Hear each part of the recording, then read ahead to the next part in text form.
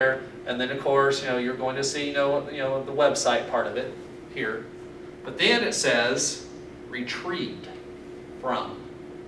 That's when you are using APA, that's what you have to put when you show the link, the internet link. How many have done that so far? Yeah, that's something that's a little different. You do not do that with MLA. You just put, use those little crazy little, brackets or whatever, arrow type things. At least they used to. But now you have to put retrieved from, and then the entire, you see the link there. So this is also kind of similar to Chicago style. This part here. Kind of see that. So retrieved from, and then of course your site. So, and you can easily look at, Purdue OWL to show you some of these examples as well. And so, but that is something that I think is important to remember, is this part here, that last part, retrieved from, and then the site. That is definitely important. Now I will tell you, there are some professors that are a little bit more lenient on some of this. If you get close, they accept it. But I can tell you, there are some that are a lot more picky. I know, and I can, like we're having a telepathic, thing going on, because we know who we're talking about, who's picky. Yeah. So it's better to side of caution and do it this way. It was me. So, yes, it's good to be picky on that. So, newspaper article. Yes. You have a question? So do you create your own citations? I use my citation machine. Yeah, citationmachine.net is one place, and it's something that I do. I'm going to show you later, but you have to side on caution, on the side of caution with that, because sometimes it gets it wrong a little bit, and normally it's off a little bit. And so, but if you don't know APA well enough, you're not going to see the difference, and so that can be a little problematic. And so I'm going to show you another place, that you can go, because I think it's all about really where you find your sources. And to me, if you know where to look and find your sources, it's going to make your job a lot easier. And so that's what I'm really going to focus on at the very end, is making sure you actually go to a place that's a little bit easier, in my opinion. And so, okay, so the newspaper article, which is also, you're seeing a pretty common theme here. Like now, newspaper article, you have the author, and then obviously your publication, but here's something that's slightly different. Since it's a newspaper article, you have to put when it came out, and it says May 6th. So that is something that's a little bit different from what we looked at earlier. So if it's a newspaper article, you are actually going to put the month and date of when it came out, and then obviously you'll put the title and then where it came from. The New York Times, and then retrieve from, and then the link. So pretty standard overall, but I will say that's the part that is slightly different when it comes to news articles. You have to put the month and day of when it came out. So if it's a newspaper article and it came out on May 6th, got to indicate that. So a lot of us probably won't use a lot of newspaper articles, but you never know. Okay, some of us actually use Kindle books and stuff, like technology. When it comes to some of your citations, and so I don't think a lot of you will probably use a Kindle, but you never know. And so I wanted to throw something in there that's a little odd, a little something that most students probably don't use a lot. But you notice that once again, the common theme. You're going to put who the author is, the year of publication, the title, and then you're going to indicate that it's a Kindle and DX version or whatever, and then retrieve from. And then you put, in this case, it's Amazon.com. But, so, do you see kind of a pattern? It's, most of it's pretty much the same, just little differences every once in a while. Now, I always say, look at different examples, have someone look at your papers, play it safe. It's better to get multiple eyes looking at your paper before you turn it in. I've had, some professors who were very picky. And I remember I had one student in graduate school who was writing a paper, did not cite properly. I don't think he did it on purpose. I think he just honestly messed up. But the professor said, "You're cheating." He said that you were blatantly doing it as far as he was concerned. And he ended up eventually getting kicked out of the program, the graduate program, because he says you should know better by now, being in grad school.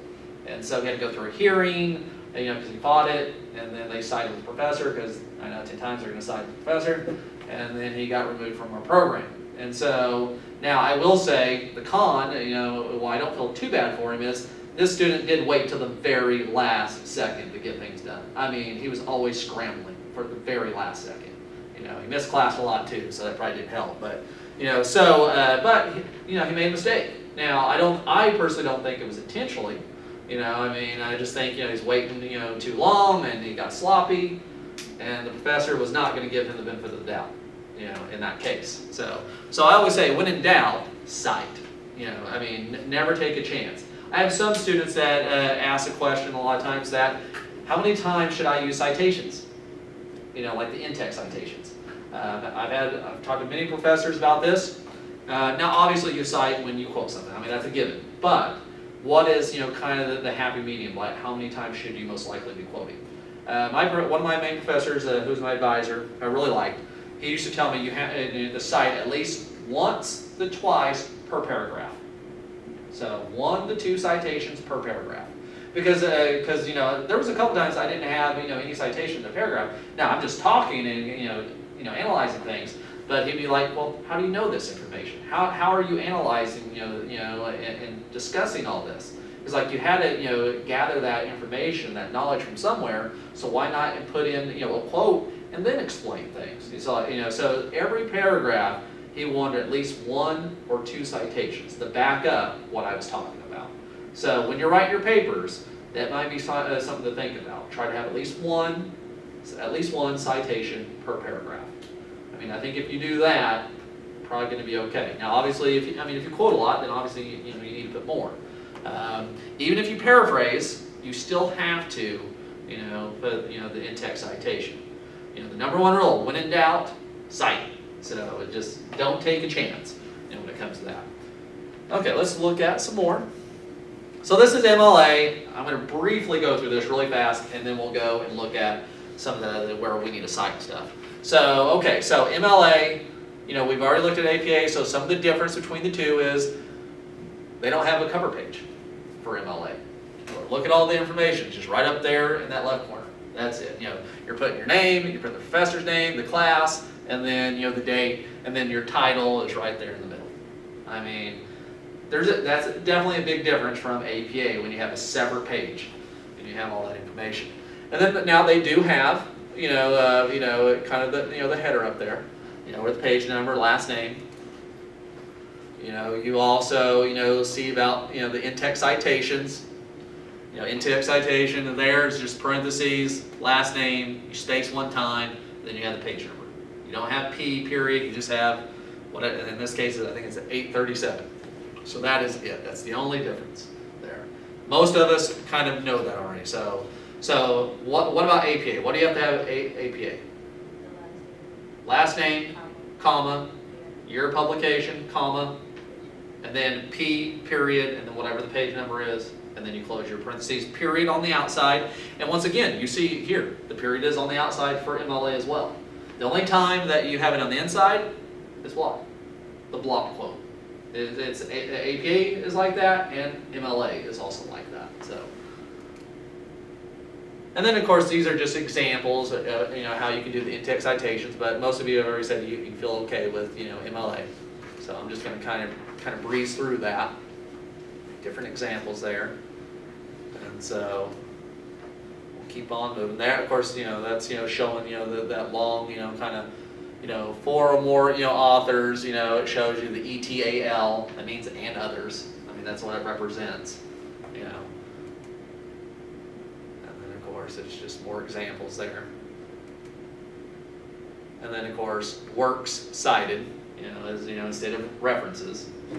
Like now if I was using, Chicago style or Traven, I'd be using bibliography, that word instead. But once again, it still is centered. You're still going alphabetical order by last name. You're still pretty much looking for the same things. You're just formatting it slightly different. Just look like a period may go here instead, or parentheses will go here. They're just little differences. But if you're used to this, it throws you off. But you got to remember, you probably didn't know MLA at one point either. And it probably looked weird, in the beginning. and eventually you got used to it. So you will get used to APA. And then just more examples there, but we're going to get to the actual the resources real fast. Okay, so here are our resources. So I am a true believer in EBSCO. Always have been. A lot of students have never even heard of EBSCO. Oh, yeah, we just did. Yes, we just learned about it. EBSCO is amazing. Excited. I wish I would have known that because I typed the paper the day before she showed us this stuff, and I was just like, I know. Wow. EBSCO makes life so much easier. Now, the reason why I have it on Seminole State College's website is because that's where I used to teach, and on the school's website, you have to do a little bit more work to get to EBSCO, just a little bit more. And maybe it's just because I know where it is on here and I don't want to learn, the other maybe. But here's pretty easy. Now, I will say, you can't use EBSCO at your house unless you pay for it. So if you're here on campus, that's why you can access it, because we actually pay, for you to have access to it. And so even though I'm going to Seminole State College's website, it's still our internet, and that's why it recognizes why I can open it up. But if I just went home on my own internet and I tried to do this, it's not going to let me do it. It won't do it. So you actually do have to pay for that service. So if you are going to do it, you probably want to do your papers here, on campus when you're doing that. So let's go to current students, because that's where it's located. I go to the library.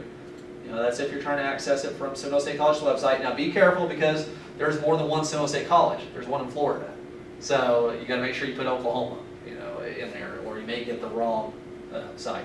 So here they have a lot of different ones that you can use. But I specifically look at EBSCO.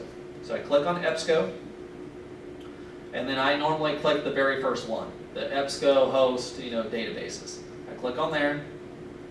Once I've done that, I go to select all, because it will select all the databases that they have. Now, I will say when you do that, it runs a little slower, because it's trying to pull from articles all over, online. So you can go in there and just click on specific ones that you want, but I always just click on all of them because I want as much resources that I can. And then I just put something in. So let's just put nursing care, we'll say.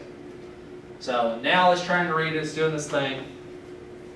Normally it takes a little while, so what I do is I wait just a minute or so, and then if it's just going too slow, eventually I just hit show available results now, because I'm sure that they have enough information that they have found at this point. So I'll click on that. It's still a little slow, but should click on there in just a second. So most of you have used EBSCO at least once? Okay. Okay, now, so things that I'm looking for once I see it. So now they got all these different articles that are on there. And the things that I look for and things that I avoid, like this source here, right here, you see, nursing care, fragility, fracture patients. I don't see anything where it says full text, so I don't mess with it. I only want to find things that show full text. So PDF, full text. I like that, because that means it's actually going to be the full article.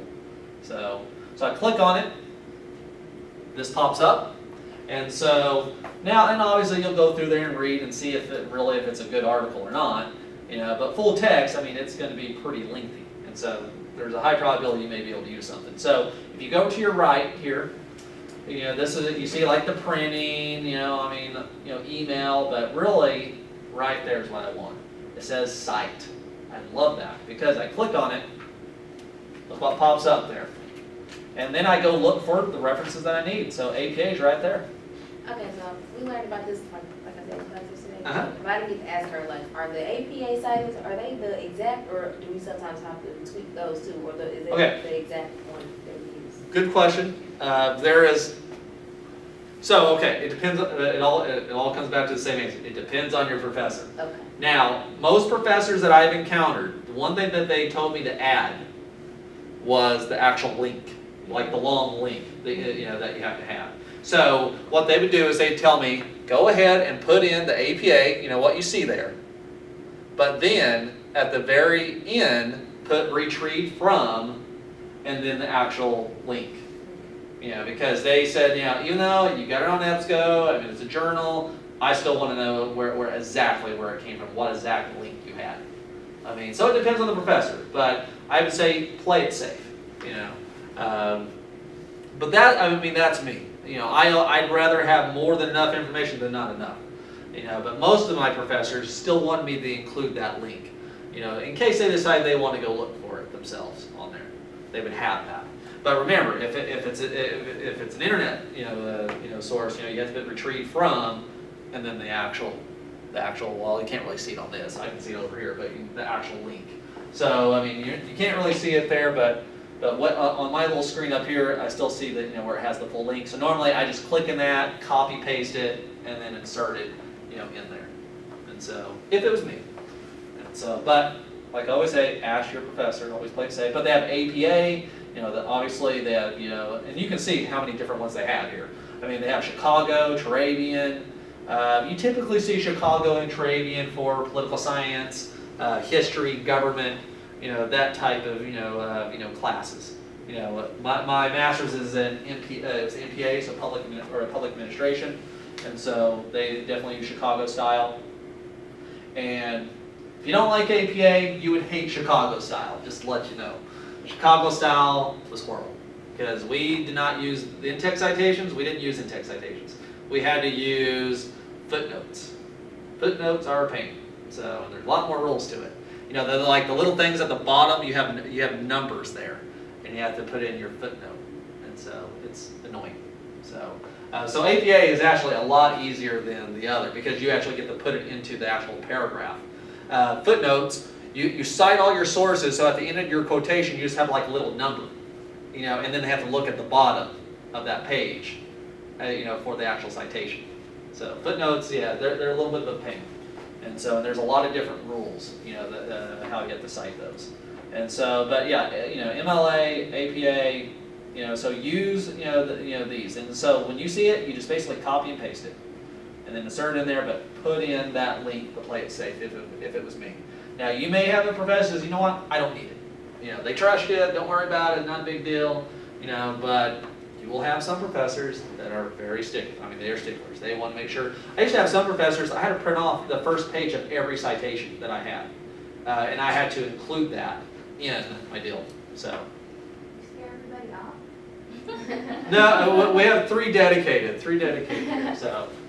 So my question is, do you have questions? Is there still something that you're not worried about? I mean, or that you're concerned about? No, I do have another question. Okay. Okay, so how you was talking about like I think it's just citation in general, like when it has like a location, like sometimes when you get it out of a book, they'll have like 2 locations, if that makes sense. Yeah. So like I never know which one to really put, so I always try to use the website, and the website, I'm like, I don't know if they're really telling me the truth. So Yeah. how do you like know which location to put, if that makes sense? Well, sometimes what I do is what is the one place that you should never get a source from? What do they always tell you? Wikipedia. Never use Wikipedia. So, but I like using Wikipedia to find other, like the main source. So I can go look at an article that, let's say that's on Wikipedia. I go immediately to the bottom, and I look at their reference list, and I go there. So chances are you may be encountering, something that you're looking at, and you're thinking, I don't know if this is the exact one. So chances are there's probably going to be about 5 or 10 other places where you can pretty much get that same information. But what if it's like out of a book? Okay. I wish I probably have a book with me, but like when I do like sources from out of that, like it'll say like from New York, but then it'll have like a comma, and then it'll have like another place. Yeah. So I never know which. I've one learned I put. that typically you go with the original publication, where it came from originally. That's typically what I was told. Now that doesn't mean it's right, but normally they would say, because sometimes they get reprinted. A lot of these books, they're out of publication for a while, then they bring them back, and it's a new publisher. Okay. That type deal. And so if it's an old edition, I'll stick with the original publication. But if it's a new one, I don't think they're going to be nearly as picky on you on that. But I normally have tried to stay with the original as much as I can. But yeah, I've actually encountered that a couple times. Most of the time, what I do is I just let the professor know. Because that's my thing. If they're going to mark up points on me, I'm okay with that as long as they know why I did it. So that's why, like when I'm like Purdue Owl, most professors tell you to use Purdue Owl. So like if I'm doing something and they mark up, I can say I use Purdue Owl. At least I can justify why I did it. Now if I just do something that's like, why did you do this? Like I don't know. I was guessing at that point, you know. But I at least want to have something I can always back up. So if I do want to question my grade, you know, why I was taking the points off for that, I can at least have justification of why I did it. Because I've actually had my grade changed quite a few times because I did it, you know, the way Purdue Al did, and they marked up on it, you know, and then I went and showed them specifically why I did it, and they just went back and changed my grade, you know. So you just always want to be able to justify why you do something. And so, and that's why, you know, going to the professor. I mean, they have those office hours. You might as well utilize it. I mean, now, and I can tell you, I've had some professors. They really didn't want me in their office, you know, for office hours. I didn't care. You know, I mean, I'm paying money for this class. You know, and I mean, if they want to tell me get lost, hey, I'll get lost, but they have to tell me. You know, so you know, I'm going to go to them. Now, I'm not going to bombard them. You know, every single, you know, during office hours. I'm going to make sure that I do it sparingly. You know, but if I encounter something that I'm still not 100% sure, and it's the difference between me getting a good grade and not, I'm going to go to their office. I mean, and even if they don't give me, you know, a lot of help, they at least know that I'm trying. They know that I am going there and I am doing the best I can, and I'm not, you know, just playing around. You know, that I really am trying to get the most of it.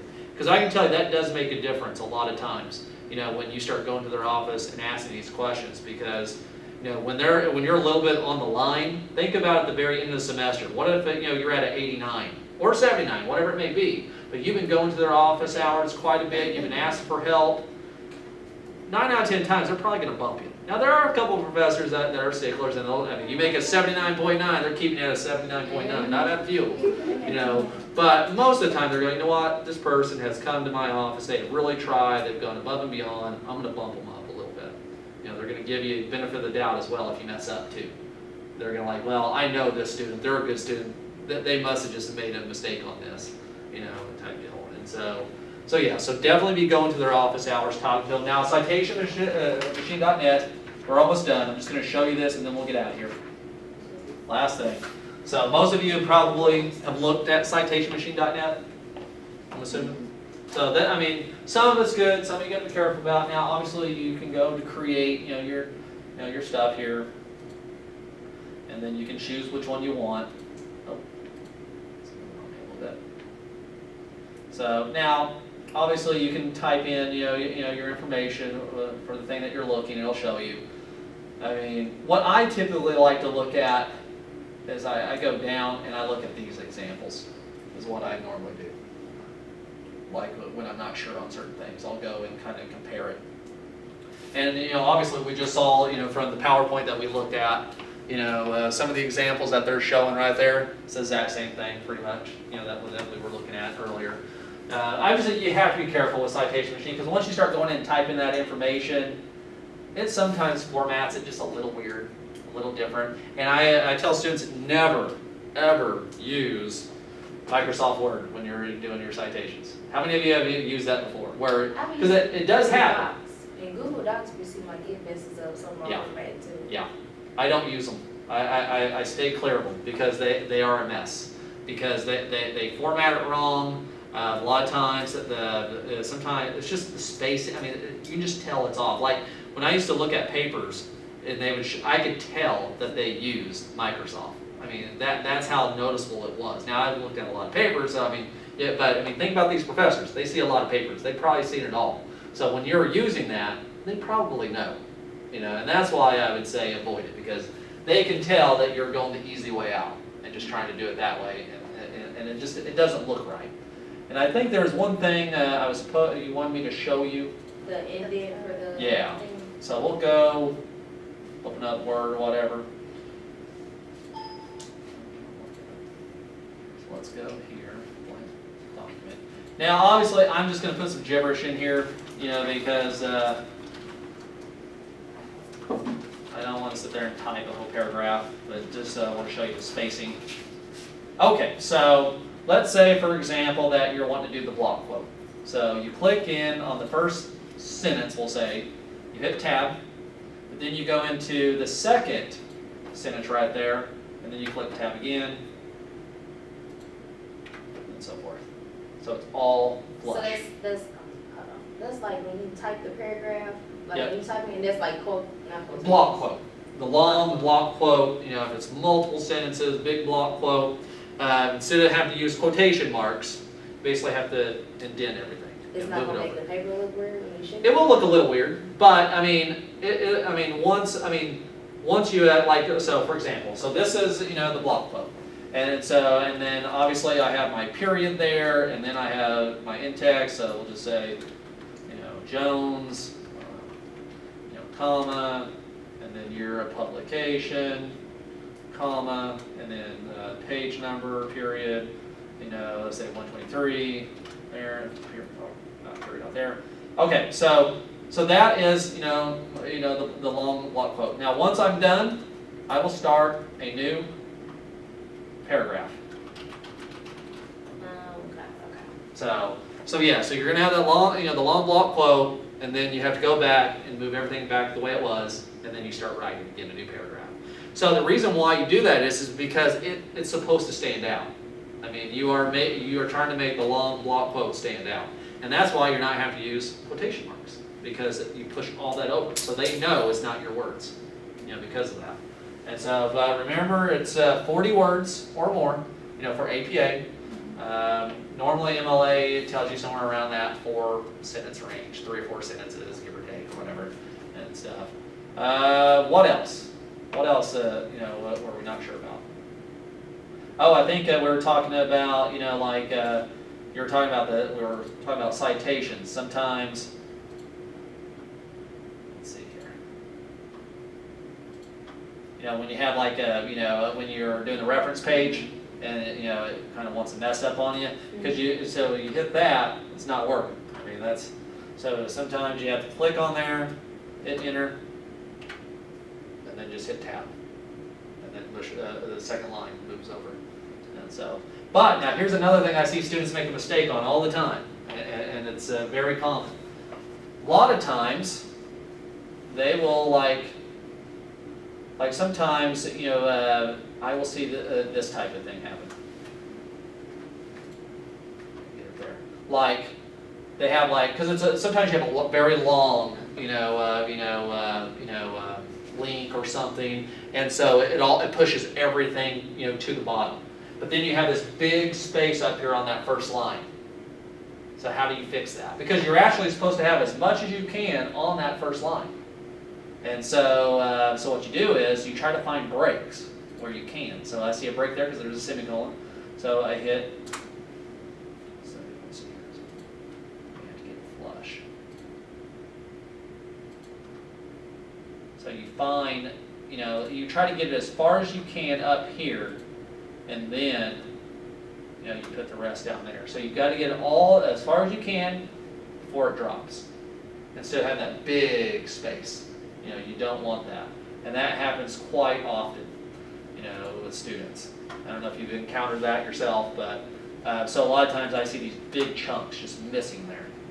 And now some professors are not that picky, they're not going to be a big deal, but sometimes they draw a line, draw a little red line, saying, hey, you have some of the more stuff up here on that top. So those are just the little things. I always say, when you're having issues with that, just stop by my office. We can those are the little fixes that we can do. And the same thing when it comes to, the header. You're going to go here, and then of course, you got, page breaks, you got page, so forth. You got your header. So typically, you're going to go and you're going to find the one that works for you. There's a lot of different ones, that you can use. Typically, you're going to use that, and you can see where you can put, and then blah, blah, blah, blah, blah, whatever that is. A lot of times, you can go here, and then you can stop. Okay, so go back to what you just did to get there.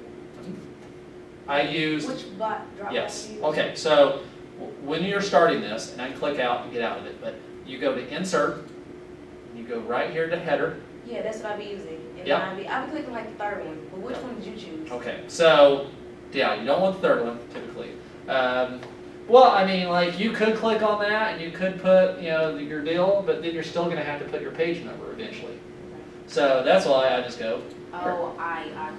Okay. Yeah, so it just saves me a step. You can do it that way, but then you're going to have to go and put in your page number as well. So is that already in 1 inch, or you see how I said the top, yeah, foot layer and stuff? Yeah, I usually try to adjust that to 1, but it don't be looking right when I print off my yeah. paper and other people saying. So it tells you what it's at right here.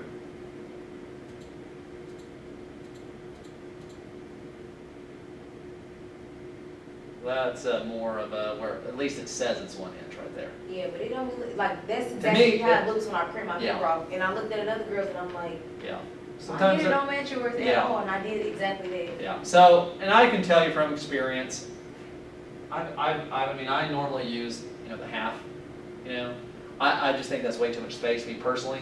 It doesn't mean it is, but I mean, I kind of see it as a lot. Now, some students do that because, it makes their paper look longer, because, you're taking chunks out there, so, I mean, but normally, I just do what it has already set, the standard of it. But you can go in there and you can make changes, and address that if you want. And so most professors are not too picky when it comes to that. I mean, most of them, are not going to be really picky. And then you can actually go in there and change, things as well, where, it won't show up on certain pages as well. So, I mean, so all those are just little things that you can do, on there. So does the running head has to have a page number? Well, so if we went back and we looked at that first, I don't know, I guess it's not on there, but that first page, I mean, you typically will have, that. Let me get back on there real fast. I know we're a little past your time here. Because some of them will be like, you don't have to put a page number. Yeah, I mean, it all comes down to the professor. Yeah. I mean, honestly, but I mean, Because it does have like the page number. in that case, it does, but I've seen some professors that say they don't want it on the first one, and I've seen some say, yeah, go ahead. I mean, so it just depends on the professor. Honestly, I really don't worry about it too much unless I just know that I have a very picky professor. That's generally when then I go exactly what Purdue Al says, and that's why I printed that off, because when you're writing your paper, that's what I would be comparing it to. So like, because what I like about Purdue Al is that at least the sample paper, you see all those little things on the side, it explains why. That to me, I like. It will tell you why you should do it that way. And I would just try to compare it. And unless your professor says you do something slightly different, then obviously you always go with what they say. But the reason why you go with Purdue Al is because if they, if they mark something up, at least you have something why you can justify it.